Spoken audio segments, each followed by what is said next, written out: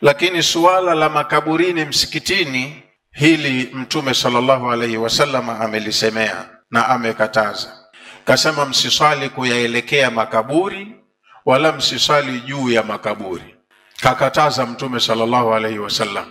Na hikma ya kukataza suala hili ni kukinga zile athari za kihistoria. Watu wote waliofanya mambo ya ushirikina, chanzo kilikuwa ndo hicho. Kulikuwa kuna mtu mcha Mungu, shekhe, kasimamia vizuri jamii yake, akiondoka yeye, wanaokuja baada yake huwa hawawi kama yeye. Kama ilivyo kwa mitume vile. Anatumwa mtume, anapambana mpaka anaihuisha dini.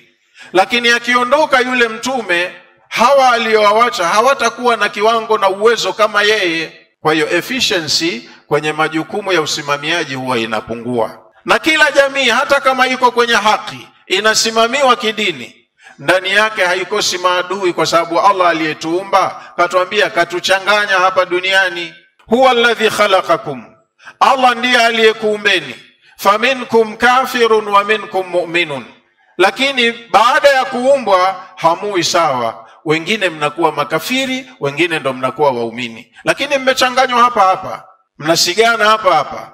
Wallahu bima ta'maluna basir. Allah amekuwekeni kwenye mtihani wenu huu hapa, anaona mnayoyafanya. Sasa akiondoka mtu mwema kwa mapenzi ya waliokuwa wanampenda, basi hufanya athari yake chini ya ushawishi wa shaitani. Muenzini shekhe wenu, watamuenzi. Shekhe wetu tumzike hapa hapa mbele ya msikiti wake alokuwa anasomesha. Kwenye kibla panawekwa kaburi. Si kaburi tu, wengine wakiwa na shida zao huko wametanzwa, wanakuja pale, badala ya kumuombea dua marehemu, wao wanamuomba yule marehemu aliyoko pale.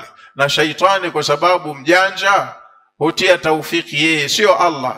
Unaweza kuamka umepigika kimaisha, ukenda kaburini ukaomba, shaitani akakuonyesha njia, siku hiyo ukatoka. Kwa sababu kumbe yule shehe bwana bado anafanya kazi pamoja na kuwakafa. Na siku ya pili unaenda tena. Unazoea wewe na wanazoea watu wengine, ndio maana utakuta watu hawaoni hawasikii kwa ibada zao za jadi.